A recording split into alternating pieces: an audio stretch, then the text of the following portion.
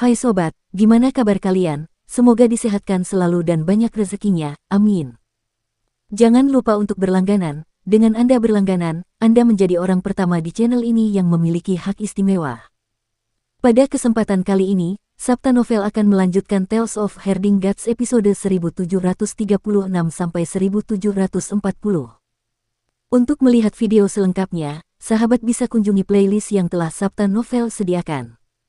Yuk mari, kita berimajinasi bersama dan masuk ke alur ceritanya.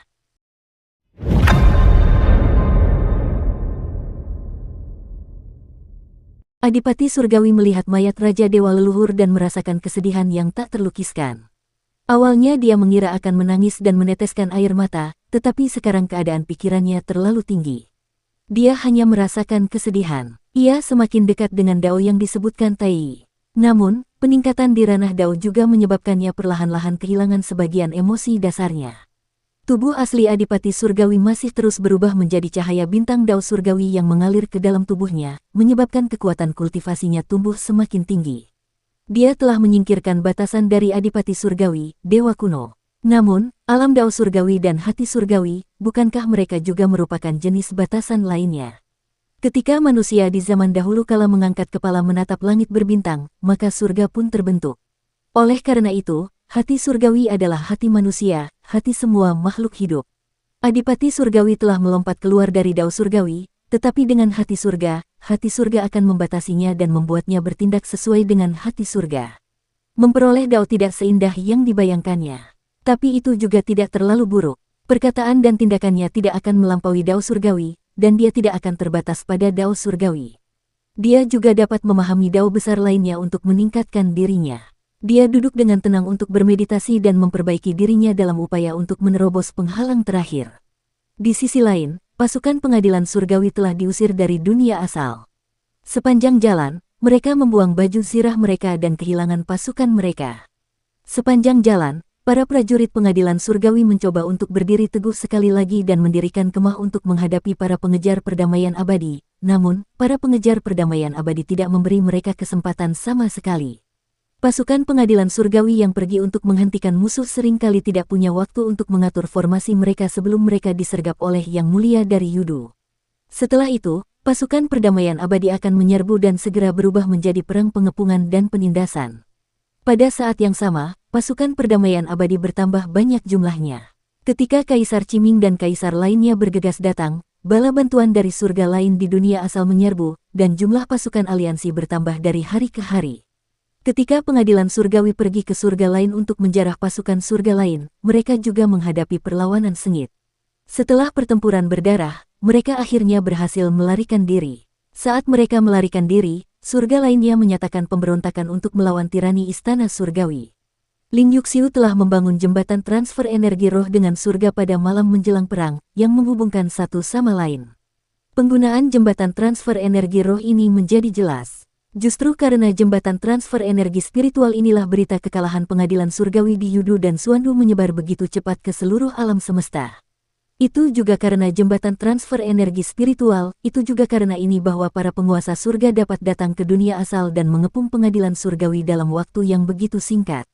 Kaisar Langit-Langit Cerah dan Kaisar Permaisuri mengatur beberapa serangan balik dalam upaya untuk menggunakan kekuatan kedua praktisi Tao untuk memburu eselon atas pasukan musuh. Namun, Su Senghua, bulan yang dimuliakan surgawi, kura-kura hitam, Lang Bao, dan yang lainnya telah tiba. Yue Tingge, yang menjaga bumi barat, juga memimpin pasukan bumi barat untuk menghalangi jalan mundur mereka. Mereka menyerang dari belakang, memaksa mereka mundur dengan kebencian sekali lagi. Eternal Peace telah melampaui pengadilan surgawi dalam hal kecakapan pertempuran di tingkat yang sangat tinggi. Selain kematian dari awal yang absolut dan kekalahan dari Raja Dewa leluhur, pengadilan surgawi benar-benar dapat dikatakan telah kehilangan momentumnya. Pengadilan surgawi benar-benar mundur dari dunia asal dan menempuh jarak yang jauh di langit berbintang menuju pengadilan leluhur. Sepanjang jalan, semua surga bangkit dan berbaris dari langit berbintang untuk menaklukkan seluruh pengadilan surgawi. Jalan ini bisa dikatakan sebagai jalan yang berlumuran darah. Mereka bertarung dan melarikan diri ke medan perang tempat mereka membasmi Sang Pencipta. Namun, mereka menghadapi kejadian tak terduga di wilayah Karat Darah. Satu-satunya Raja Dewa yang masih hidup dari Sang Pencipta, Su Jun, berdiri di tengah wilayah Karat Darah dan dipenuhi dengan emosi. Lebih dari 1 juta tahun yang lalu, ia telah memimpin Sang Pencipta dalam pertempuran yang menentukan melawan para dewa dan dewa-dewa kuno yang dipimpin oleh Kaisar Surgawi awal yang absolut. Itu adalah pertempuran terbesar dalam sejarah.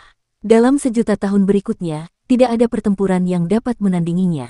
Hanya pertempuran dunia Yuan baru-baru ini yang melampaui pertempuran karat darah dalam skala. Dalam pertempuran itu, dia, Sang Raja Dewa Purba, telah menderita kekalahan telak. Ras pencipta yang telah keluar dari istana leluhur telah disapu bersih, dan tidak ada sedikit pun yang tersisa. Bahkan dia, Sang Raja Dewa, hanya memiliki sedikit kesadaran yang tersisa untuk disembunyikan di dalam pecahan batu purba. Kemudian, ia ditemukan oleh Wei Suifeng, yang menyembunyikan batu purba itu dan memberikannya kepada Qinmu. Baru pada saat itulah ia memperoleh kehidupan baru. Setelah pertempuran itu, hanya tersisa anggota ras pencipta yang bersembunyi di tanah hampa yang tersisa. Mereka adalah orang-orang dari Langbao. Dulu, aku melakukan kesalahan dan mengubur era Sang Kreator. Ras Kreator hampir mati karena aku. Su Jun melewati altar pengorbanan satu demi satu. Altar pengorbanan yang berlumuran darah itu dulunya adalah asal mula peradaban di alam semesta ini. Mustahil bagi Sang Pencipta untuk kembali ke kejayaan masa lalu dan hanya bisa menyatu dengan era sekarang. Namun Sang Pencipta masih bisa bersinar di era baru ini. Su Jun membungkuk, dan kesadaran atas San Yuan meledak, suaranya nyaring dan kuat, dipenuhi dengan hasrat yang tak terbatas. Demi Pencipta generasi masa depan, rekan senegaraku, mohon bangkitlah bersamaku, pemimpin yang pernah dikalahkan, dan lawanlah pengadilan surgawi. Pasukan pengadilan surgawi telah tiba di wilayah karat darah. Di reruntuhan antar bintang yang luas ini, tiba-tiba muncul kesadaran ilahi yang melonjak, menyapu wilayah karat darah. Weng weng weng weng. Indra ketuhanan dari 3 dinding mengaktifkan semua altar di reruntuhan yang panjang dan sempit. Di langit di atas altar, segala macam gambar dewa kuno muncul. Su Jun bergegas di depan, gambar dewa kuno yang terkondensasi dari indra ketuhanan para pencipta kuno mengikuti di belakangnya dan menyerbu ke arah pasukan pengadilan surgawi. Para prajurit pengadilan surgawi bertempur dengan sekuat tenaga dan bergegas maju. Mereka akhirnya bergegas keluar dari wilayah karat darah sebelum pasukan perdamaian abadi tiba. Namun, korbannya sangat banyak, meninggalkan mayat para dewa dan iblis yang tak terhitung jumlahnya. Daerah karat darah meredup dan altar-altar kuno hancur satu demi satu. Reruntuhan itu tidak lagi memiliki pemandangan megah seperti masa lalu. Ketika Lang di sini melihat Su Jun, dia sedang berlutut di depan tulang-tulang pencipta yang hancur. Lang melangkah maju dan menatap pria yang telah mengubur sebuah era. Setelah beberapa saat, dia berkata perlahan, "Dewa Raja, kejahatan itu bukan kesalahanmu. Jika orang lain yang melakukannya, mereka pasti kalah dalam pertempuran itu." Dia pernah menyalahkan Su Jun, tetapi ketika dia mengetahui sebab dan akibat dari pertempuran karat darah, kebencian di hatinya pun sirna. Su Jun berdiri dengan goyah dan menyeka darah serta air mata dari wajahnya. Dia menggelengkan kepalanya dan berkata, "Aku bukan lagi Raja Dewa Sang Pencipta. Aku sekarang manusia, dan kau adalah Raja Dewa Sang Pencipta. Hanya ada beberapa ratus orang yang tersisa di ras pencipta. Demi ras pencipta, kau harus bertanggung jawab. Kau harus menemukan orang yang paling kuat dan menggunakan darahnya untuk meningkatkan ras pencipta." Mata Lang berkedip, tidak berbicara, memimpin pencipta yang tersisa untuk melanjutkan pengejaran tentara pengadilan surgawi.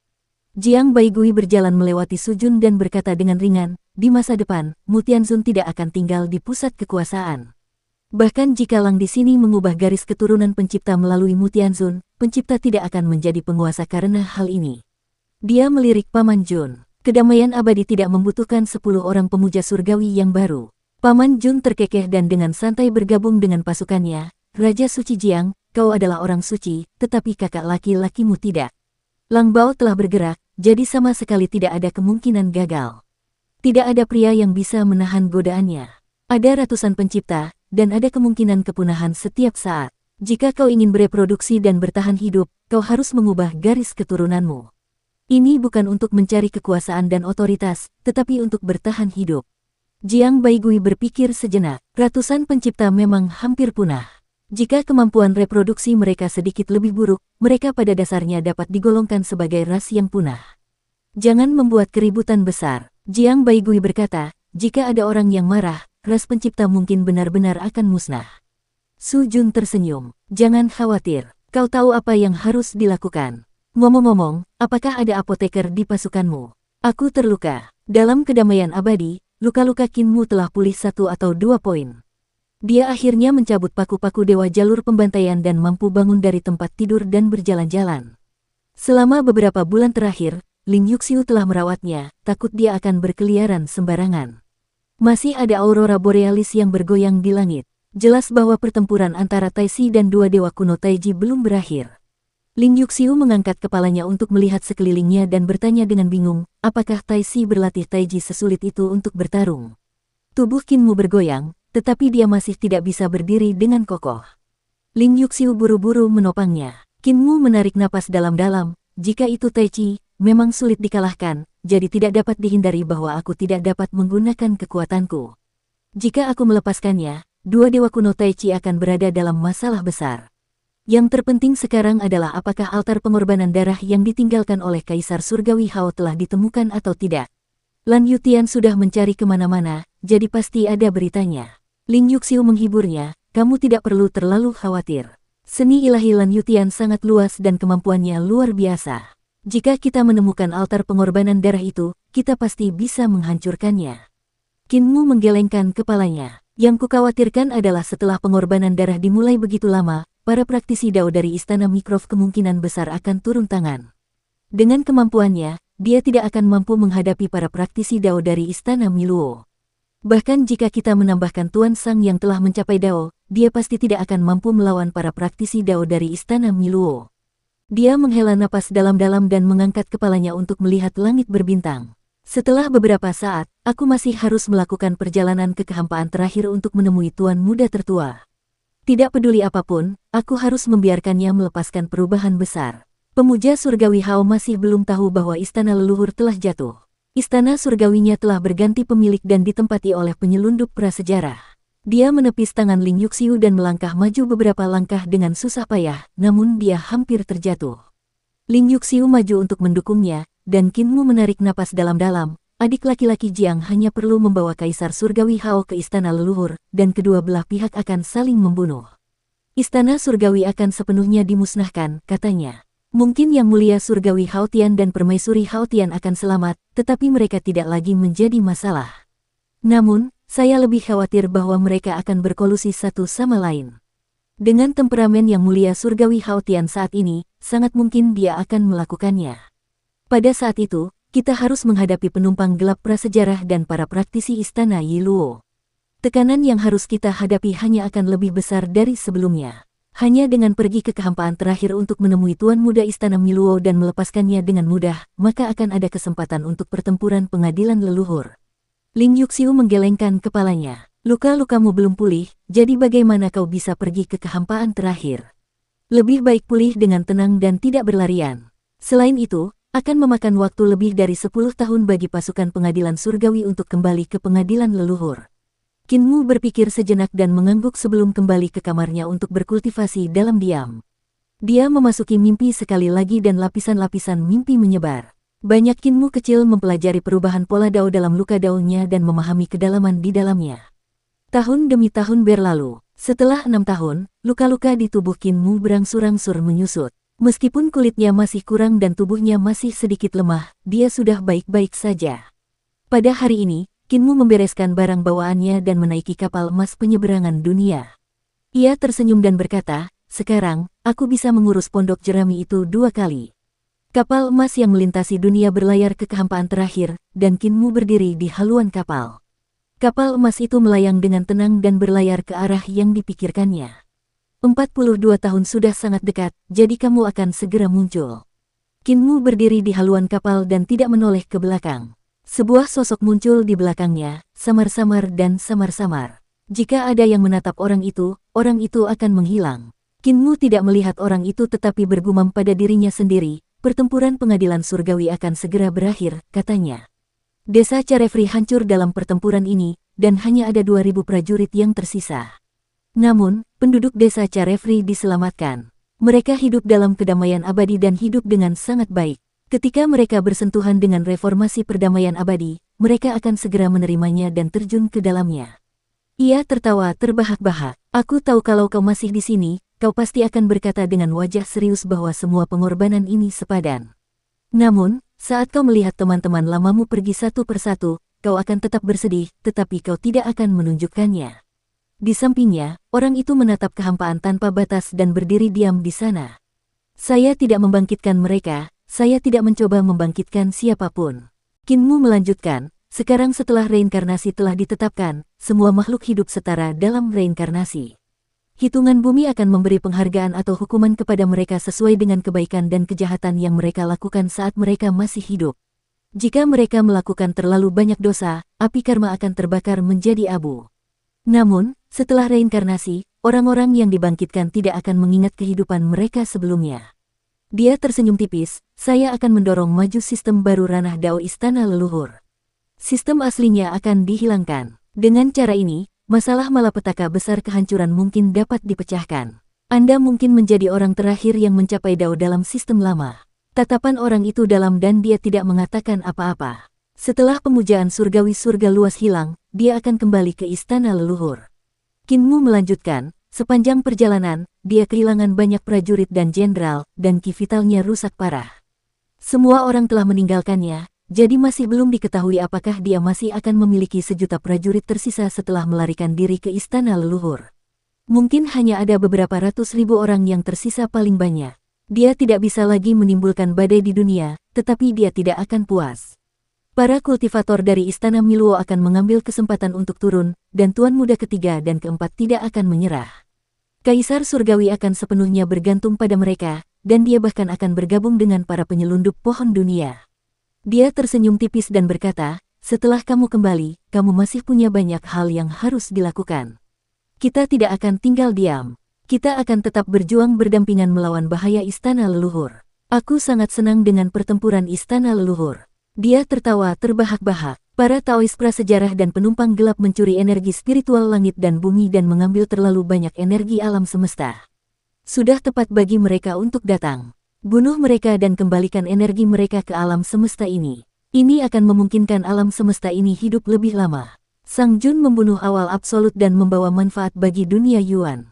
Jika para Taois ini mati di zaman ke-17, alam semesta ini akan terus tumbuh.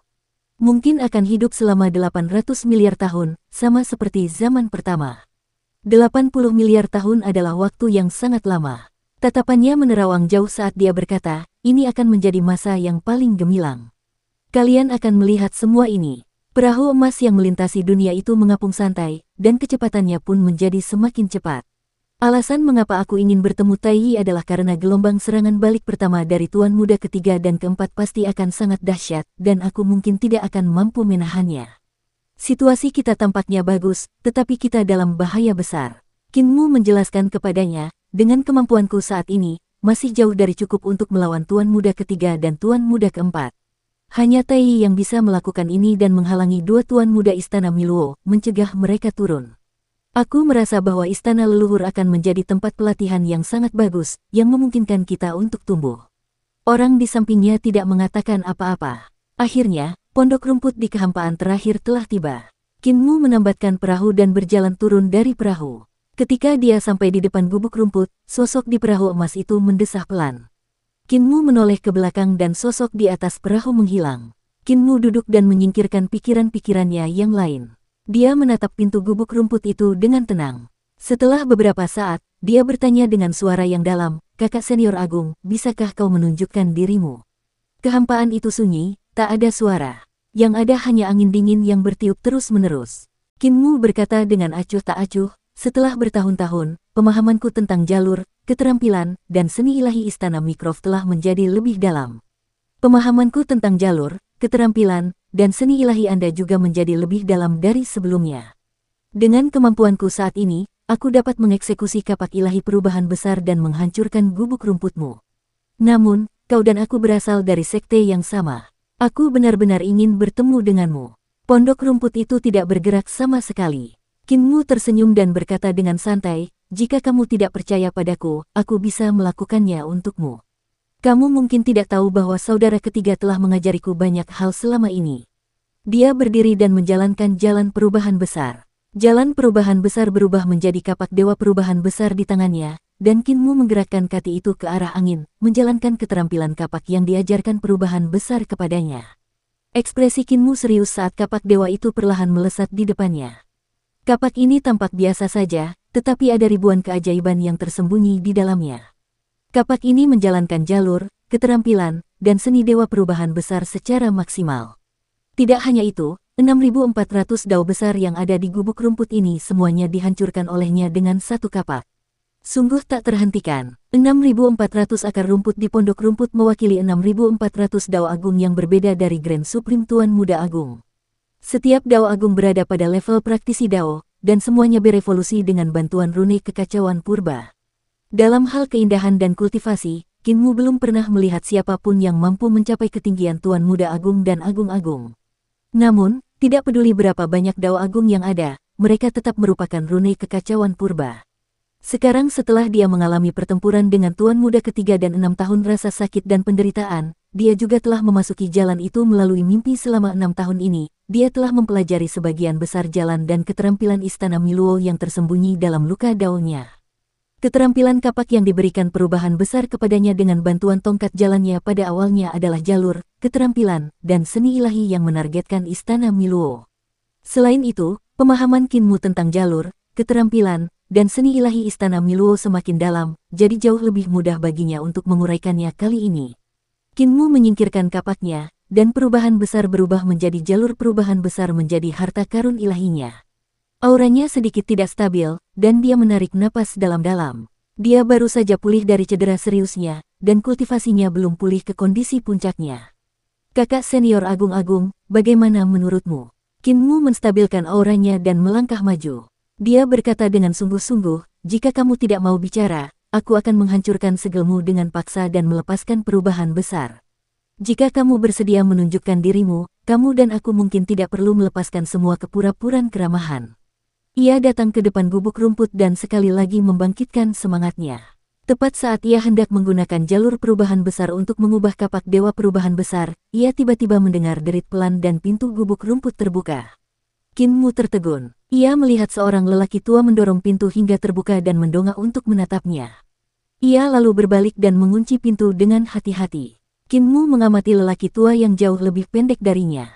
Dia bisa melihat bahwa ki ungu purba di tubuhnya tertahan dan tidak ada sedikit pun tanda-tanda sesuatu yang istimewa tentangnya. Seolah-olah dia tidak dapat ditemukan jika dia terlempar ke tengah kerumunan. Tuan Muda Agung, yang Maha Agung, adalah seorang lelaki tua biasa. Perubahan besar adalah bola ki yang kacau yang dapat berubah tanpa henti tanpa meninggalkan jejak. Bola itu bisa menjadi laki-laki atau perempuan, dan dapat berubah menjadi semua hal di dunia. Bola itu bahkan dapat melompat ke sungai kekacauan dan menjadi orang lain yang telah mencapai dao. Itu tidak terduga. Di sisi lain, Tuan Muda Agung yang agung adalah orang biasa yang tidak bisa meninggalkan kesan mendalam pada orang lain. Tidak ada sedikit pun riak dao agung di tubuhnya, seolah-olah dia telah meninggal. Namun, meskipun dia juga telah mengolah jalan, keterampilan, dan seni ilahi Istana Mikrov, Kinmu dapat melihat kekuatan mengerikan macam apa yang terkandung dalam tubuh lelaki tua ini. Dia bahkan lebih kuat dari Tai. Kinmu duduk, dan lelaki tua itu juga duduk. Dia seperti pohon yang layu tanpa tanda-tanda kehidupan. Tatapan mata Kinmu berkedip, dia tiba-tiba tersenyum dan berkata, "Kakak senior Agung-Agung, aku pernah melihat guru mengubah daunnya menjadi kehancuran sebelumnya, dan kamu menirunya, tetapi sepertinya tidak. Ketika guru mengubah daunnya menjadi kehancuran, semua harapan dan impiannya hancur, dan hati daunnya mati, jadi dia jatuh ke dalam kematian. Namun, kamu meniru kematian hati daunmu, tidak benar-benar mengubah daunmu menjadi kematian." Orang tua di seberangnya berbicara, dan hati Kinmu bergetar saat dia membuka mulutnya. Orang tua itu berbicara dalam bahasa dao kekacauan purba, dan setiap suku katanya mengandung prinsip-prinsip yang sangat mendalam. Bahasa dao pada awalnya mendalam dan tak terduga, dan bahasa dao kekacauan purba mengandung kedalaman dao agung, bahkan dapat berubah menjadi seni ilahi yang paling menakutkan di dunia hanya dengan satu kata. Bahasa dao yang keluar dari mulut guru agung muda tertua sulit dipahami dan tak terduga. Saat dia membuka mulutnya, fenomena aneh muncul di depan mata Kinmu. Seolah-olah dia telah jatuh ke dunia yang lebih besar, dan prinsip yang tak terhitung jumlahnya berubah menjadi kenyataan dan melintas di matanya. Suku kata pertama dari bahasa dao keluar dari mulut guru agung muda tertua, dan sejarah Istana Miluo di zaman alam semesta kedua melintas di mata Kinmu. Itu menghadirkan pemandangan yang luar biasa dan megah. Dalam bahasa dao, Master Istana Miluo telah memasuki dunia untuk membantu orang lain di awal zaman alam semesta kedua, memberikan jalan, keterampilan, seni dewa, dan secara aktif mencari cara untuk mencegah kehancuran alam semesta. Bahasa Dao pendek telah memuat sejarah luar biasa dari zaman alam semesta kedua dalam satu kalimat. Sungguh tak terbayangkan, dan bahkan memuat proses guru muda agung yang agung menjadi murid guru Istana Miluo untuk belajar dan berjuang. Ketika zaman alam semesta kedua menunjukkan tanda-tanda kehancuran besar, Kepala Istana Miluo mulai aktif merencanakan untuk mendirikan Istana Miluo, berencana untuk memasuki malapetaka dan mencoba menyelamatkan semua orang ke alam semesta berikutnya. Ketika bahasa Dao dari bahasa Dao pertama runtuh, sejarah zaman alam semesta kedua tersaji secara lengkap dalam pikiran Qinmu, termasuk kegagalan Master Istana Miluo. Ketika bahasa Dao kedua diucapkan oleh Tuan Muda Tertua, sejarah zaman alam semesta ketiga ditampilkan sepenuhnya. Cita-cita, ambisi, aturan perilaku Tuan Istana Miluo, semua yang telah dilakukannya untuk menghancurkan malapetaka besar, termasuk kegagalannya. Ketika bahasa Dao ketiga diucapkan, segala sesuatu dari zaman alam semesta keempat ditampilkan. Tak lama kemudian, suku kata ke-15 dari bahasa Dao diucapkan, tetapi suku kata itu sangat panjang. Penguasa tertinggi Tuan Muda Tertua mencoba menggunakan sejarah penguasa Istana Miluo untuk menjelaskan mengapa hati Dao penguasa Istana Miluo telah mati, mengapa ia menyerah pada pemikiran untuk memasuki zaman ke-17, mengapa ia kehilangan semua harapan. Dalam bahasa Dao ini, apa yang ditunjukkan oleh Tuan Muda Agung kepada Qinmu adalah masa depan zaman ke-17 yang telah disimpulkan oleh Tuan Istana Miluo. Suasananya sunyi dingin, hampa total. Selaput tipis hampa yang tak tertandingi, tak memiliki ketebalan, terbentang datar dan luas tak tertandingi. Tak ada apapun di dalam selaput itu, tak ada kehidupan. Pemimpin tertinggi Tuan Muda Sulung menutup mulut dan matanya, tidak berbicara lagi, meninggalkan Qinmu dengan keterkejutan yang tak tertandingi. Dalam kata-kata Taois terakhir dari Tuan Muda Tertua, ditampilkan pemandangan perluasan terakhir dari kekosongan. Dunia yang tak terhitung jumlahnya di surga, istana leluhur, 4 surga ekstrim, dan Hades Swandu semuanya meluas dengan perluasan tak terbatas dari kekosongan pamungkas. Akhirnya, semuanya menjadi datar dan kekosongan berubah menjadi membran kekosongan tanpa ketebalan atau massa apapun. Semua materi akan terurai tanpa batas saat kekosongan meluas tanpa batas. Partikel terkecil akan hancur, dan dalam 800 miliar tahun, mereka akan hancur ke tingkat rune kekacauan primordial. Rune kekacauan primordial sudah menjadi struktur terkecil dari Dao. Dalam 800 miliar tahun, rune kekacauan primordial juga akan hancur saat kekosongan meluas. Dengan hancurnya kekacauan primordial, semua Dao besar akan lenyap, dan semua Dao, seni, dan kemampuan ilahi akan berubah menjadi ketiadaan. Pada saat itu, siapapun yang mencapai Dao akan mengalami perluasan langit yang tak terbatas dan runtuh. Pohon Dao, bunga Dao, dan buah Dao mereka semua akan hancur dan lenyap. Adegan yang digambarkan oleh Tuan Muda Tertua adalah keheningan dingin setelah perluasan kehampaan tak berujung. Dunia yang tak terhitung jumlahnya di surga, istana leluhur, 4 surga ekstrim, dan kota Hades Swandu. Semua kehidupan dan semua materi akan menjadi hiasan pada membran hampa yang tak tertandingi ini. Mereka tidak dapat dilihat atau disentuh. Tidak akan ada tempat bagi Dao Agung manapun untuk bergantung. Bahkan pohon dunia juga akan berubah menjadi kehampaan dan mengembang ke dalam kehampaan, akhirnya berubah menjadi membran tanpa massa. Semua energi di alam semesta akan padam, dan massanya akan hilang. Pada akhirnya, bahkan jurang pembuangan yang besar akan menghabiskan semua energi dan menguap sepenuhnya, tidak ada lagi. Keheningan tertinggi. Qinmu duduk di sana dengan tenang dan tidak bergerak untuk waktu yang lama. Hasil deduksi dari Tuan Istana Mikrov yang ditunjukkan Tuan Muda Agung kepadanya sangat mungkin terjadi. Bahkan dapat dikatakan bahwa itu pasti akan terjadi. Ini karena ketika Qinmu pertama kali datang ke kehampaan tertinggi, ia menemukan bahwa kehampaan itu terus meluas dan tumbuh dengan sendirinya. Lebih jauh lagi, meskipun dia tidak memasuki kehampaan hakiki, dia masih dapat melihat perluasan semacam ini dari jejak sejarah. Pada zaman dahulu kala, alam semesta mengalami perubahan 5 elemen bawaan, berevolusi menjadi istana leluhur, melahirkan seorang pencipta, dan hidup di istana leluhur. Pada saat itu, terlepas dari apakah itu dunia yang tak terhitung jumlahnya atau 4 surga ekstrim, mereka semua sangat dekat dengan istana leluhur. Pada awalnya, 4 surga ekstrim bahkan merupakan 4 tanah suci di istana leluhur. Saat itu, memetik bintang dengan tangan bukanlah hal yang main-main. Seiring berjalannya waktu, kekosongan terakhir meluas, dan keempat langit ekstrim berangsur-angsur menjauh dari istana leluhur. Bintang-bintang di langit semakin banyak, dan alam semesta semakin membesar. Swandu terus meluas, dan alam semesta terus tumbuh. Pada tahun-tahun awal dinasti Long Han, alam semesta sudah berkali-kali lebih besar daripada zaman dahulu kala. Jika seseorang menggunakan 4 langit ekstrim dan istana leluhur sebagai titik pengamatan, ia akan menemukan bahwa ruang antara 4 langit ekstrim dan istana leluhur terus meluas. Akar penyebab semua ini adalah pertumbuhan terus-menerus dari kekosongan yang hakiki. Kekosongan terakhir mendorong lapisan-lapisan void untuk mengembang, dan lapisan-lapisan kekosongan mendorong seluruh alam semesta untuk mengembang. Akhirnya, ruang antara langit dan langit akan terus meluas, dan jarak antara bintang dan bintang akan terus menghilang. Inilah tanda dingin dan sunyi senyap. Pembentukan ruang hampa tidak muncul secara berurutan. Ada kemungkinan juga 2 tahap pembentukan kekosongan akan muncul. Kata-kata Taois dari guru muda tertua menjadi jauh lebih sederhana dan tidak lagi mengandung informasi yang rumit. Dia berkata dengan datar, hasil deduksi guru adalah bahwa hanya ada 2 tahap pembentukan dan ruang kosong di zaman ke-17. Dia tidak dapat menemukan cara untuk memecahkannya, jadi dia berkecil hati. Di masa lalu, evolusi alam semesta adalah hidup di ruang yang buruk. Alam semesta terbentuk, stabil, runtuh, dan hancur. Setelah itu, mereka akan menjalani kehidupan dan kesengsaraan untuk mengembangkan kembali alam semesta dan mengalami siklus hidup di ruang yang buruk. Pohon dunia dan lubang pembuangan membuat siklus kehidupan di tempat yang buruk menjadi sangat stabil. Di sisi lain, alam semesta pada zaman ke-17 mungkin telah berada dalam proses pembentukan dan akhirnya berubah menjadi ruang hampa.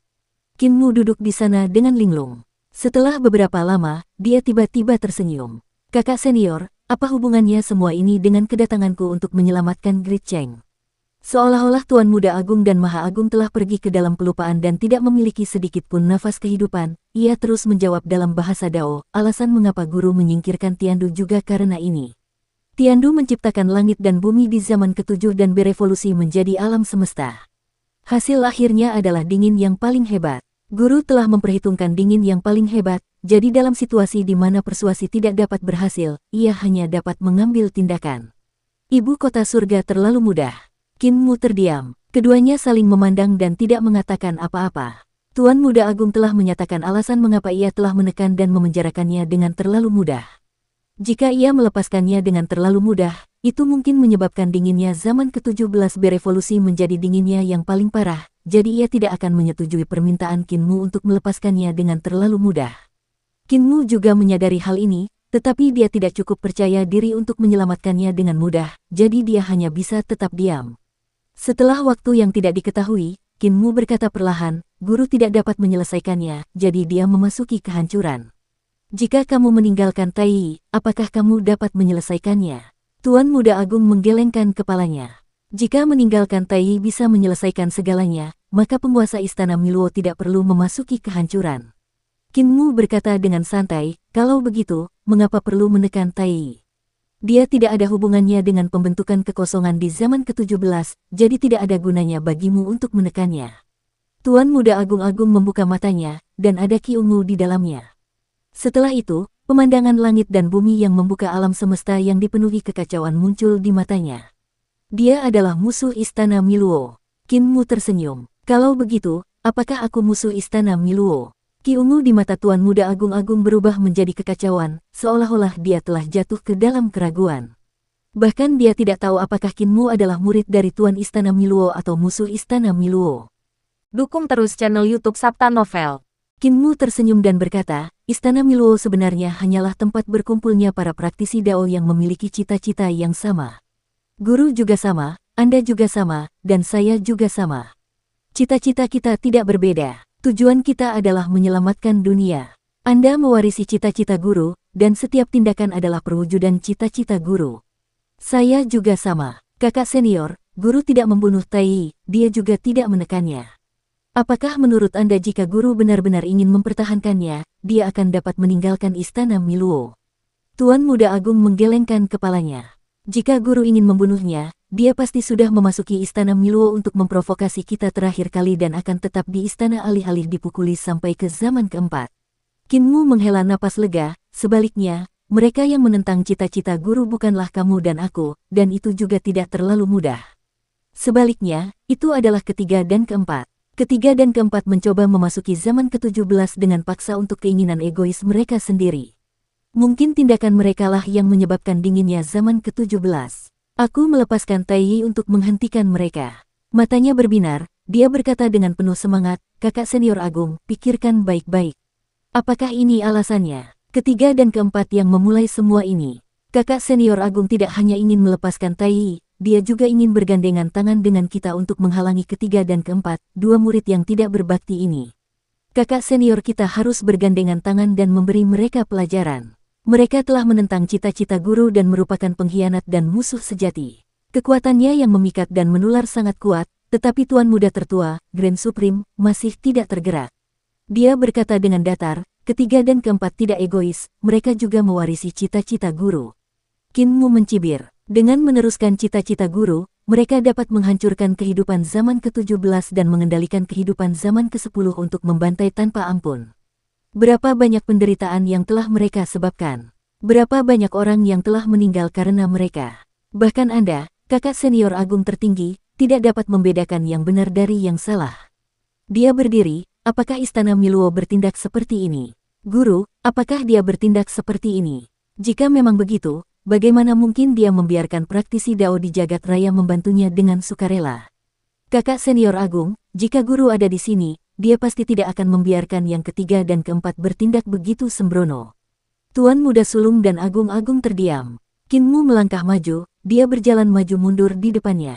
Jika tidak terlalu mudah untuk memiliki dan memasuki alam semesta ini untuk menebang pohon dunia, zaman ke-17 pasti sudah hancur sejak lama.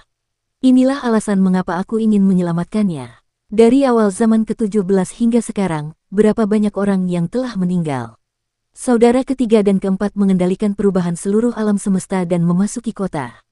Mereka mempersembahkan korban darah kepada makhluk-makhluk zaman ke-17. Makhluk-makhluk ini tidak ada hubungannya denganmu, tetapi mereka ada hubungannya denganku. Kakak senior agung tertinggi, jika kamu tidak dapat membantuku, maka kamu juga tidak dapat memihak. Dia berhenti dan terengah-engah. Wajahnya hampir menempel pada wajah Grand Supreme dari Tuan Muda tertua, karena kamu telah mewarisi filosofi guru, kamu harus bertindak lebih seperti dia. Kamu tidak bias terhadapku, dan kamu juga tidak bisa bias terhadap mereka. Hari ini, apapun yang terjadi, aku akan mengambil uang receh. Apakah kamu akan membiarkanku? Guru muda agung tetap diam. Qin Mu menegakkan punggungnya dan mengeksekusi jalur perubahan besar untuk berubah menjadi kapak dewa perubahan besar. Dia berjalan menuju pondok jerami dengan aura yang menyala-nyala. Sekarang punggungnya sepenuhnya menghadap ke arah Grandmaster. Jika Grandmaster bergerak pada saat ini, dia tidak akan bisa menolak sama sekali. Tidak hanya itu, dia juga tidak memiliki keyakinan penuh untuk membuka pondok jerami ini, tetapi dia harus mencobanya. Kekacauan. Suara Grandmaster terdengar dari belakangnya, dan Qin Mu menghentikan langkahnya. Grandmaster memejamkan matanya, guru berkata bahwa Anda telah mencapai jalan kekacauan, jadi dia tidak benar-benar memahaminya. Mungkin Anda akan dapat memecahkan masalah sulit yang tidak dapat dipecahkan oleh guru dan saya. Saya tidak akan membantu Anda membuka pintu, saya juga tidak akan membantu Ling Xiao dan Zi Xiao. Saya tidak akan membantu siapapun dalam pertarungan Anda. Namun, ketika itu berbahaya, saya akan mengambil tindakan. Senyum muncul di wajah Qin Mu. Saya mengerti. Tuan muda agung bangkit dan berjalan melewatinya. Ia membuka pintu kayu dan masuk. Ia kemudian menutup pintu kayu di dalam dan menguncinya dengan hati-hati. Suaranya datang dari pondok jerami dan berkata, apakah kau bisa menyelamatkan Tai Yi tergantung pada kemampuanmu sendiri. Aku tidak akan ikut campur. Qin Mu tertawa terbahak-bahak dan auranya meledak sepenuhnya. Pohon dunia di belakangnya tiba-tiba muncul dan menopang alam semesta di tubuhnya. Jurang besar lubang pembuangan berputar di bawah kakinya, meningkatkan kekuatannya hingga ekstrim. Aula kekacauan primordial muncul di belakang kepalanya. Aula itu luas dan kacau, dan suara-suara Dao bergema. Kaki Qin Mu terpisah dan terhuyung-huyung, dan dia menenangkan diri. Dia mengeksekusi kapak dewa perubahan besar dan menebas pondok jerami itu. Pondok beratap jerami itu adalah aula sejati Supreme, yang terbentuk dari Dao Tuan Muda Agung dan Grand Supreme. Itu bisa disebut Supreme Dao di Istana Mycroft. Begitu kapak dewa perubahan besarnya mendarat di pondok jerami, akar pondok jerami itu langsung menyala. Dao Agung berubah, dan rune kekacauan primordial beredar, membuatnya merasakan tekanan yang tak tertandingi. Mati, teriak Qin Mu, dan aura kekacauan yang keluar dari aula kekacauan di belakangnya menjadi semakin kuat. Tiba-tiba, terdengar getaran, dan pintu aula yang berada di tengah kekacauan itu pun terbuka. Sebuah pintu telah muncul di Hall of Chaos, sebuah perubahan yang bahkan tidak diduga oleh Qin Mu sendiri. Roh primordialnya segera melangkah maju dan datang ke pintu Hall of Chaos. Awalnya dia mengira akan sangat sulit baginya untuk mengolah aula kekacauan. Tuan Istana Miluo pernah berkata bahwa karena Kinmu belum pernah mengalami malapetaka kehancuran yang sesungguhnya, sangat sulit baginya untuk memahami apa itu kekacauan yang sesungguhnya. Karena alasan inilah, meskipun dia telah membudidayakan aula kekacauan, aula harta karun tidak memiliki pintu atau pintu masuk, sehingga mustahil baginya untuk masuk. Jika ia ingin menapaki jalan ini menuju kesempurnaan, ia harus kembali ke masa lalu dan mengalami malapetaka kehancuran yang dahsyat untuk memahami makna kekacauan yang sebenarnya. Kinmu juga sangat setuju dengan keputusan Master Istana Miluo. Akan tetapi, bagaimana dia bisa kembali ke alam semesta masa lalu dan menjadi tuan muda ketujuh pada saat ini? Dia tetap memilih untuk tinggal. Akan tetapi, sekarang Istana Kekacauan Purba itu sudah memiliki pintu, dia tidak dapat menahan rasa terkejut dan senangnya. Perubahan di Istana Kekacauan Purba tampak mustahil, tetapi itu juga hal yang wajar. Sejak ia bertemu dengan penguasa Istana Miluo di seberang Kekacauan Purba, ia telah mengalami terobosan luar biasa lainnya. Ia telah mencapai keberhasilan besar dalam Dao Pamungkas, lautan Kekacauan Purba itu tebal, tubuh Kekacauan Purbanya telah disempurnakan, ia telah membentuk roh purba dari Kekacauan Purba, dan ia telah memahami bab pembukaan surga, ia memahami jalan perubahan besar dan seni ilahi perubahan besar. Bukan hanya itu saja, dia juga menggunakan luka-luka Dao yang ditinggalkan oleh Tuan Muda ketiga Istana Miluo untuk memahami banyak misteri mendalam dari jalur seni ilahi kekacauan primordial Istana Miluo, menyelesaikan luka-luka Dao miliknya. Dapat dikatakan bahwa dia telah mengumpulkan jalur Istana Miluo dan tulisan-tulisan pembukaan surga, dan dia bahkan memiliki pemahaman yang lebih mendalam tentang jalur kekacauan. Roh primordialnya berdiri di depan aula kekacauan dan mendorong pintu yang berat itu hingga terbuka. Ketika aula kekacauan terbuka, sungai kekacauan besar muncul di depan roh primordialnya. Jantung Kinmu berdebar kencang, dan roh primordialnya buru-buru menghentikan langkahnya. 16 sungai kekacauan muncul di aula kekacauannya, dan di bawah masing-masing sungai dapat dilihat sejarah luar biasa dari 16 era alam semesta. Kehidupan yang tak terhitung jumlahnya berjuang, mengapung, dan mati di sungai-sungai tersebut. Di aula kekacauannya, terjadi penghancuran 16 era alam semesta. Bukan karena aula kekacauannya berisi penghancuran 16 era alam semesta, tetapi aula kekacauannya terhubung dengan penghancuran 16 alam semesta ini. Inilah jalan yang harus ditempuhnya untuk menjadi Master Tao. Dia harus menyeberangi 16 sungai kekacauan untuk mencapai tahta di tengah aula kekacauan. Saat itu, dia bertemu dengan Master Istana Yiluo di seberang aula kekacauan. Saat itu, Master Istana Yiluo ada di aula sementara dia berada di luar, dan mereka berdua sedang berbicara. Kinmu tadinya berpikir kalau penguasa Istana Yiluo seharusnya berada di aula kekacauannya, tetapi melihat keadaannya sekarang, penguasa Istana Yiluo tidak ada di aula, melainkan di sungai kekacauan di era alam semesta tertentu. Master Istana Miluo seharusnya melihat aula kekacauan yang tiba-tiba muncul di alam semesta masa depan, jadi dia melewati lapisan kekacauan untuk sampai ke depan aula tersebut. Dia mengira Kinmu ada di aula, dan Kinmu mengira dia ada di aula. Keduanya kemudian memulai percakapan melalui ruang dan waktu, tetapi tidak satu pun dari mereka melihat penampilan satu sama lain. Dalam percakapan yang menakjubkan ini, penguasa Istana Miluo memahami situasi Kinmu, jadi dia mengatakan kepadanya bahwa dia harus kembali ke masa lalu untuk mengalami malapetaka kehancuran yang besar sebelum jalannya dapat mencapai kesempurnaan. Sekarang setelah Kinmu melihat 16 sungai kekacauan, dia tahu bahwa Tuan Istana Miluo telah menyampaikan pendapat yang benar. Jika aku ingin menjadi seorang ahli Tao, aku harus mengalami 16 sungai kekacauan ini. Saat itu, Tuan Istana Miluo seharusnya melihat aula kekacauan yang terletak di atas 16 sungai kekacauan, itulah sebabnya dia berkata seperti itu. Roh primordialnya berdiri di depan sungai pertama dan tidak pernah melangkah ke permukaan. Ini karena dia telah menyimpulkan sebuah fakta. Jika dia melangkah ke sungai kekacauan, dia pasti akan jatuh ke dalamnya dan jatuh ke alam semesta prasejarah. Dia benar-benar tidak bisa membiarkan dirinya memasuki alam semesta prasejarah sekarang. Dia harus tetap dalam kedamaian abadi. Sungai panjang pertama adalah kehancuran alam semesta pertama. Jika dia melangkah ke sana dan jatuh ke alam semesta pertama, kapan dia bisa kembali? Aku tidak peduli padanya. Kinmu membangkitkan ki primordialnya dan mengeksekusi kapak dewa perubahan besar dengan sepenuh hati. Dia berpikir dalam hati, aku akan menyelesaikan masalah di depanku terlebih dahulu. Aku akan membicarakan masa depan di masa mendatang. Dia membuka pintu menuju Hall of Chaos, dan kultivasinya meningkat pesat. Pemahamannya tentang jalan kekacauan menjadi lebih dalam. Tidak ada dao agung dalam kekacauan. Dia ingin membuka semacam dao agung yang muncul dari dao agung Istana Miluo dan Tiandu, sehingga Master Istana Miluo akan berkata bahwa dia tidak benar-benar memahaminya. Meskipun Qinmu belum mencapai kesempurnaan dan tidak dapat mengatakan apapun tentang Hall of Chaos dan Great Dao of Chaos, peningkatan dalam kultivasi dan kemampuannya sungguh nyata. Dia seperti raksasa yang telah membelah langit dan bumi, mendorong kapak besarnya dan menerobos lebih dari separuh pintu. Namun, semakin jauh dia melangkah, semakin berat tekanan yang dia terima. 6.400 dao agung dari pondok jerami itu melawannya hampir pada saat yang bersamaan. Qinmu tiba-tiba mengangkat kakinya dan berhenti mendadak. Gambar altar pengorbanan yang membelah langit muncul di bawah kakinya.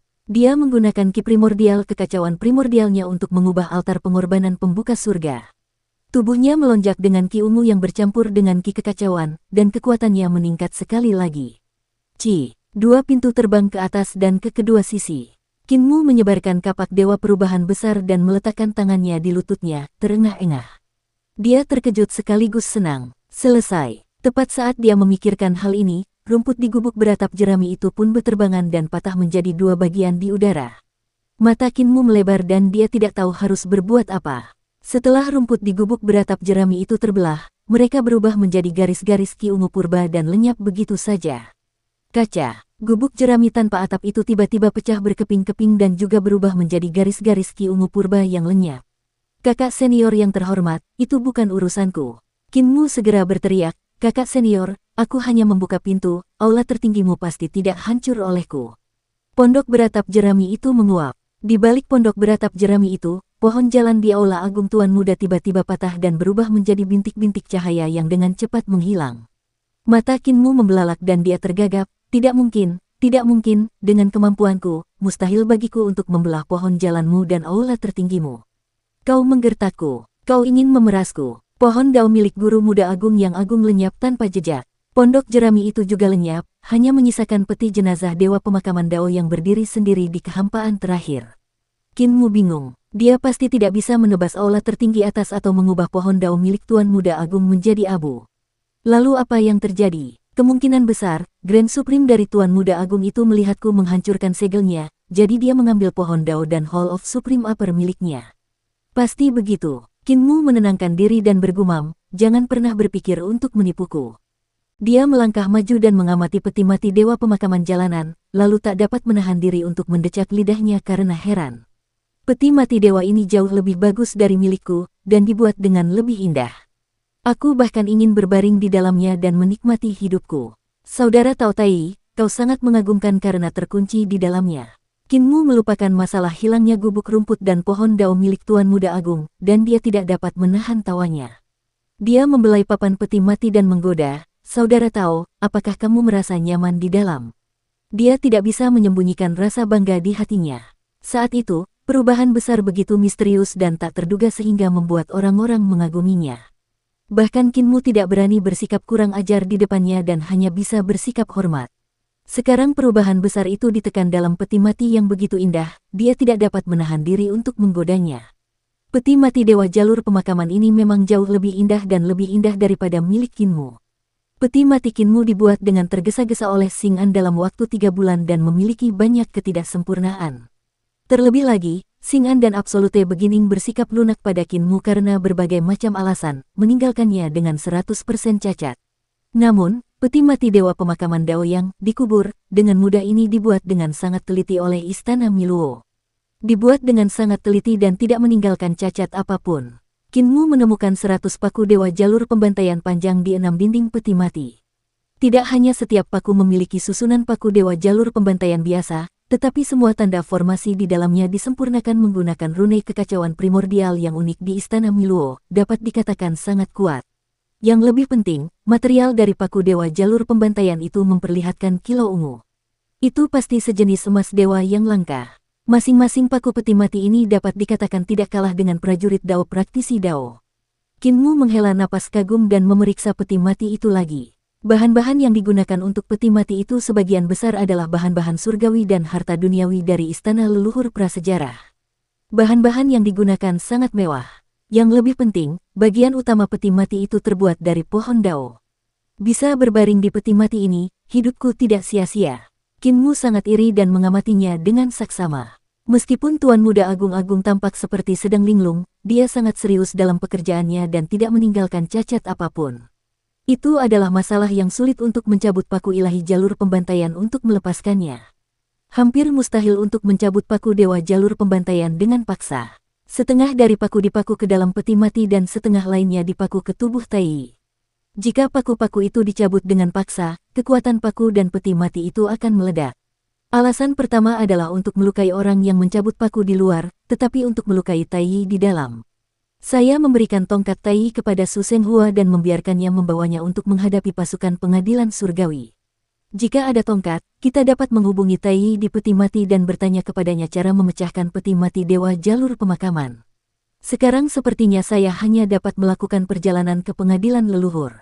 Kinmu mengerahkan tenaga di pinggangnya dan membawa peti mati itu ke kapal emas yang melintasi dunia. Ia meletakkan peti mati itu di geladak. Dia memegang peti jenazah itu dengan semangat tinggi dan mendesak kapal emas yang melintasi dunia itu untuk segera pergi. Sesaat kemudian, Kinmu menghitung paku-paku di atas peti mati. Ada 14 paku dan wajahnya tak dapat menahan diri untuk tidak menghitam. Dia buru-buru membalikkan peti mati itu, sepertinya aku baru saja menaruh uang logam besar di kepala dan kakinya. Dia adalah seorang ahli dari dunia luar, jadi dia sangat murah hati. Dia pasti tidak akan menyalahkanku. Tentu saja tidak. Masih butuh waktu untuk berlayar dari Ultimate Void menuju kedamaian abadi, jadi Kinmu punya waktu luang untuk mempelajari dengan saksama peti mati dewa jalan pemakaman. Namun, penyempurnaan peti mati dewa jalan pemakaman ini sangat rumit, dan pengetahuan yang dikandungnya terlalu luas, untuk sesaat dia tidak dapat menemukan cara untuk memecahkannya. Grid Cheng pasti punya cara, jadi aku tidak perlu khawatir. Bahkan jika Grid Cheng tidak dapat memecahkannya, masih ada Lan Yutian, Su Senghua, dan yang lainnya. Benar sekali, ada pula Xing'an, dialah yang memukuli peti matiku.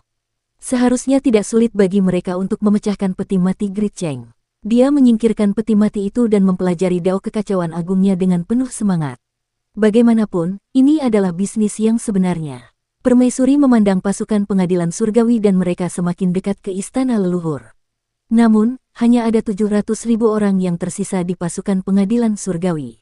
Di kereta kesayangan Kaisar Surgawi, wajah Kaisar Surgawi yang agung tampak dingin saat dia duduk di sana tanpa bergerak, penampilannya layu dan dia tidak memiliki sedikit pun kehidupan. Seolah-olah dia sudah mati. Kaisar Surgawi langit luas merasa lebih buruk daripada mati.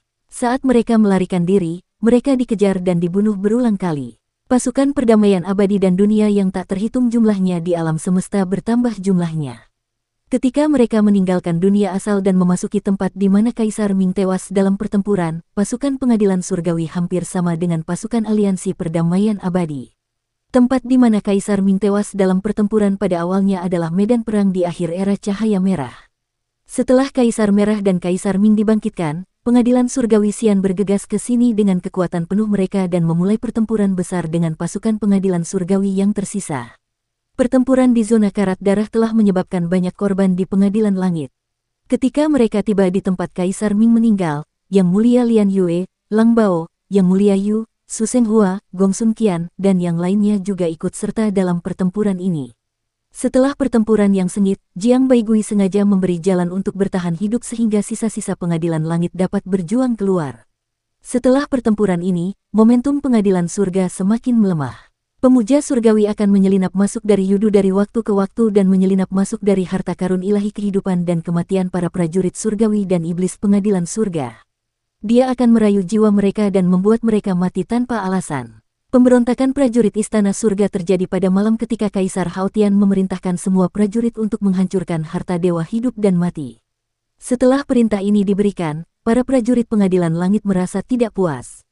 Dengan menghancurkan harta karun kehidupan dan kematian, kehidupan dewa dan iblis tidak akan lagi sama dengan kehidupan di langit dan bumi. Sebaliknya, kehidupan semua orang akan berakhir. Pengadilan langit telah dikalahkan dalam banyak pertempuran. Pada saat ini, jika pengadilan langit memiliki 4 master langit, mereka masih dapat meningkatkan moral dan berkumpul kembali.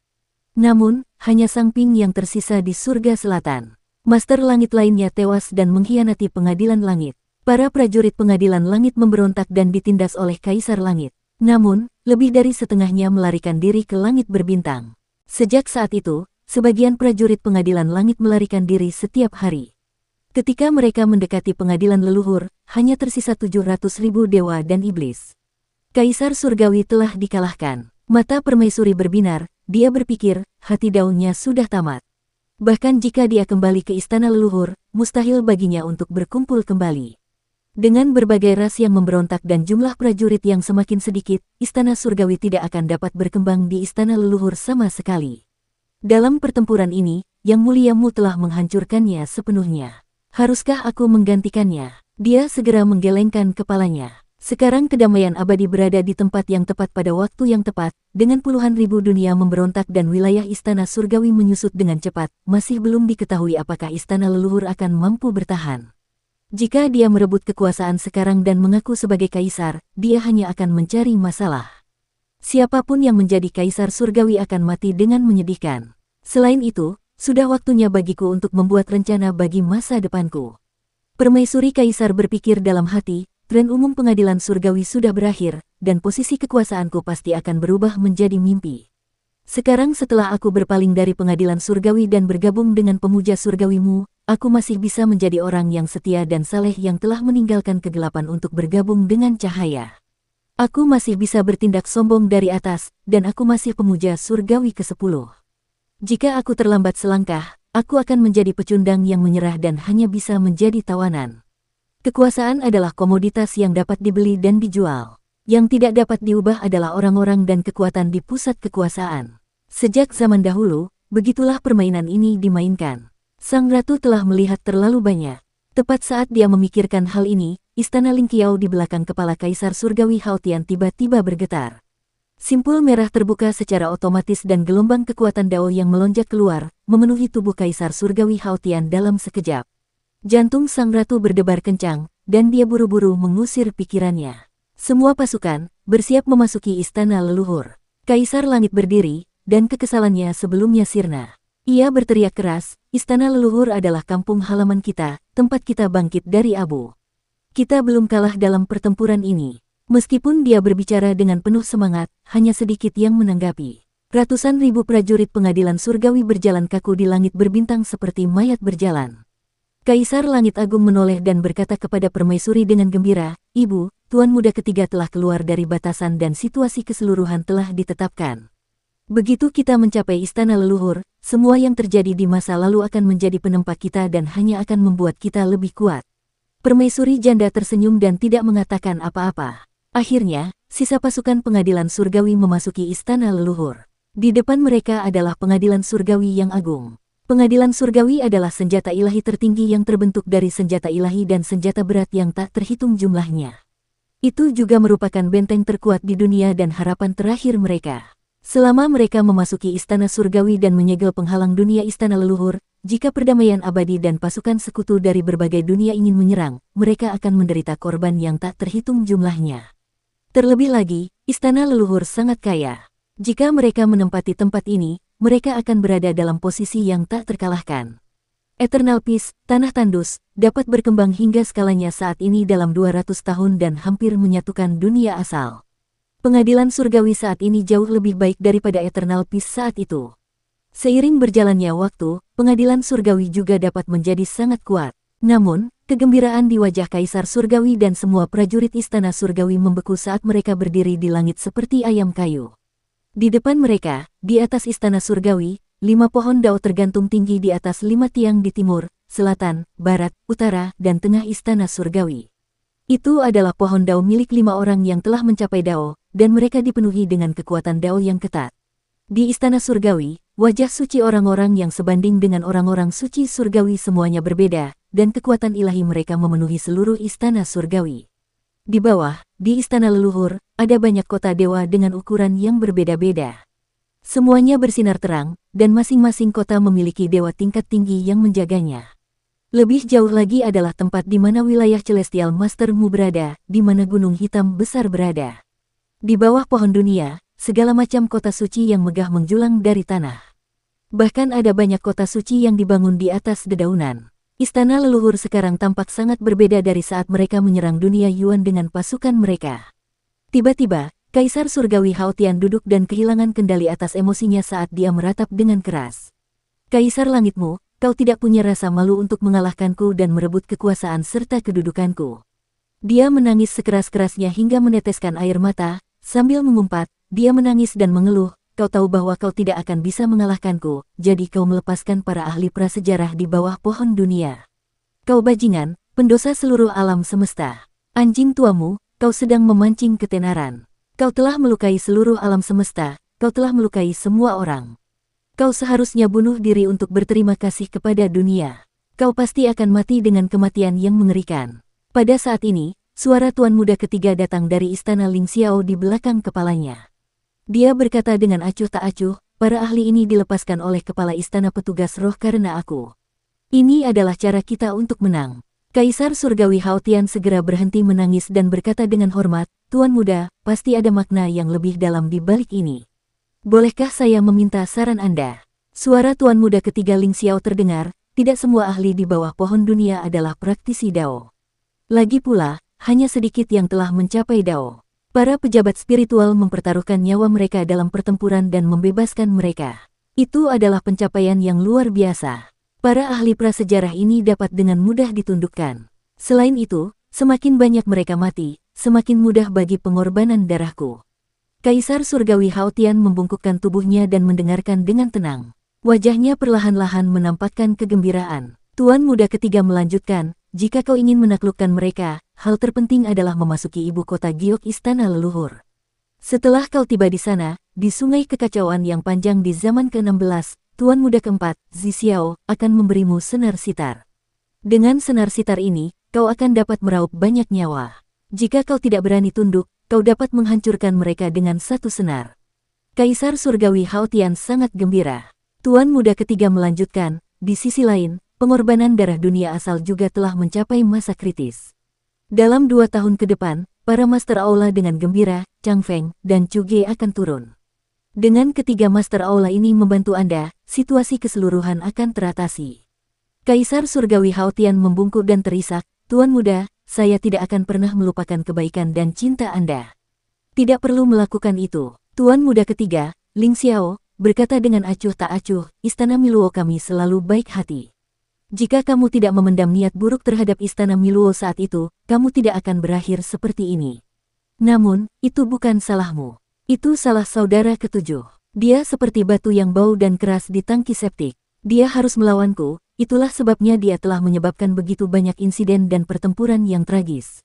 Namun, kali ini, situasinya sudah ditentukan. Kaisar Surgawi Hao Tian menegakkan punggungnya dan menggertakkan giginya, Kaisar Surgawimu telah melakukan perbuatan jahat. Dia pasti akan mati dengan baik. Tuan muda ketiga juga sedikit tidak berdaya dan berkata, jika kita bisa membunuhnya, dia pasti sudah lama mati. Kamu telah melakukan pekerjaan yang baik dengan mengirimnya kembali ke alam semesta masa lalu. Kaisar Langit Hao Tian ragu sejenak, tetapi dia menguatkan diri dan berkata, Tuan muda, Kaisar Langitmu tidak tenggelam ke dalam sungai. Itu adalah orang jahat yang membuat masalah dan melepaskannya di tengah jalan. Tuan muda ketiga terdiam sejenak sebelum berkata, jika kamu tidak dapat melakukan apapun, kamu dapat melakukan lebih banyak kerusakan daripada kebaikan. Kaisar Surgawi Hao Tian buru-buru berlutut di tanah dan bersujud tanpa henti. Bangunlah, punya tulang punggung. Suara tuan muda ketiga terdengar sedikit tidak senang, dia berkata, tidak ada tuan atau pelayan di istana Miluo kami. Siapapun yang memasuki istana Miluo adalah sesama penganut Tao. Jika kamu masih berlutut di hadapanku saat istana Miluo runtuh di masa mendatang, kamu akan ditertawakan oleh orang lain. Lutut seorang praktisi Tao tidak selembut itu. Kaisar Surgawi Hao merasa malu dan memanjat. Bersiaplah segera. Pergilah ke Jade Capital dan keluarkan benang yang melampaui 2 alam semesta dan kiamat. Kaisar Surgawi Hao menenangkan emosinya. Ia berkata kepada permaisuri, kami datang ke istana leluhur dan istana surgawi ditempati oleh para ahli prasejarah. Pihak lain memiliki 5 praktisi Dao dan begitu banyak ahli prasejarah yang membantu mereka. Mereka sangat kuat dan tidak mudah bagi mereka untuk mengirim pasukan untuk menyerang. Selain itu, kita harus bekerja sama di masa depan. Ibu, tinggallah di sini dan jangan bentrok dengan mereka secara langsung. Aku akan kembali setelah perjalanan ke kota Yujing. Permaisuri berkata sambil tersenyum, Haoer, silakan pergi. Ketika Kaisar Langit Hao mendengarnya mengatakan Haoer sebagai ganti yang mulia, dia sedikit tidak senang. Ketika aku bangkit kembali, aku akan mengambil kembali semua yang telah hilang. Dia pergi dengan cepat. Di dunia asal, ladang kekaisaran biru menjelajahi langit dan bumi, mencari lokasi altar pengorbanan darah. Selama bertahun-tahun, ia telah mencari di setiap sudut dunia asal, dan ia juga telah mencari di bawah tanah. Tidak mudah menemukan altar pengorbanan darah. Altar pengorbanan darah terbuat dari pecahan-pecahan surga yang agung. Mudah disembunyikan, tetapi sulit dicari. Dunia asal begitu luas, sangat menyita waktu dan tenaga untuk mencarinya. Suatu hari, ia sedang mencari 36 lapisan dunia asal ketika ia tiba-tiba merasakan sesuatu. Ia buru-buru duduk bersila dan merasakannya dengan saksama. Kemudian, ia melompat dan terbang melewati lapisan ke-35 kehampaan. Saat dia berlari, dia mengaktifkan kemampuan ilahinya. Kekosongan di depannya tiba-tiba terbelah lapis demi lapis. Kekosongan itu seperti daun bawang yang dikupas lapis demi lapis. Ledakan. Lapisan terakhir void terkelupas, dan sebuah pecahan surga besar muncul di depannya. Di dalam pecahan surga agung yang menyeluruh, prisma heksagonal berputar, dan segala macam tanda rahasia berdarah tercetak di dunia asal. Aku sudah menemukan altar pengorbanan pertama.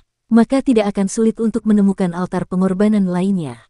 Lan Yutian menyerbu ke dalam pecahan langit yang menjulang tinggi dengan suara keras dan berdiri di atas prisma segi 6.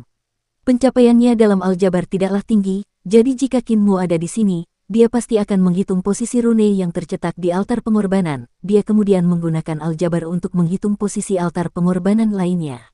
Indranya terhadap Dao bahkan lebih kuat, jadi dia langsung menempelkan kesadaran ilahinya ke prisma segi 6 dan menyebarkannya bersama dengan kekuatan altar pengorbanan. 2, 3, 4, 5, 6. Lan Yutian merasakan dengan saksama dan dengan cepat menemukan lokasi 16 pecahan surga agung yang menyelimuti dunia asal. Baru kemudian dia menghela napas lega. Lalu bagian tengah altarnya adalah. Dia terus merasakan, dan ekspresinya sedikit berubah. Ada total 3 titik pusat altar. Sudah 8 tahun sejak serangan balik. Dalam 8 tahun ini, 3 altar pusat kemungkinan besar akan memiliki pencapaian Dao yang turun. Keringat dingin membasahi dahinya. Siapapun dari para peraih Dao dari Istana Miluo bukanlah seseorang yang dapat ia hadapi, apalagi 3 orang. Pada saat itu, ia melihat sebuah kapal emas berlayar keluar dari kehampaan terakhir.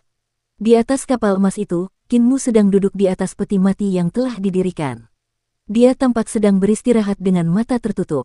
Saudara laki-laki, Lan Yutian bergegas naik ke langit dan mendarat di kapal emas. Dia memberitahu Qin Mu tentang penemuannya. Aku jelas bukan tandingan 3 praktisi Istana Mikrov. Qin Mu membuka matanya dan tersenyum. Tidak perlu meremehkan dirimu sendiri. Lagi pula, kita tidak berjuang sendirian, bukankah kita masih memiliki Sang Jun? Kakak Yu, kemarilah dan lihatlah peti mati ini, bisakah kau membukanya? Mata Qin Mu berbinar dan menunjukkan ekspresi yang menyemangati. Jika kamu bisa membukanya, 30 praktisi Dao dapat mengalahkanmu sampai mati.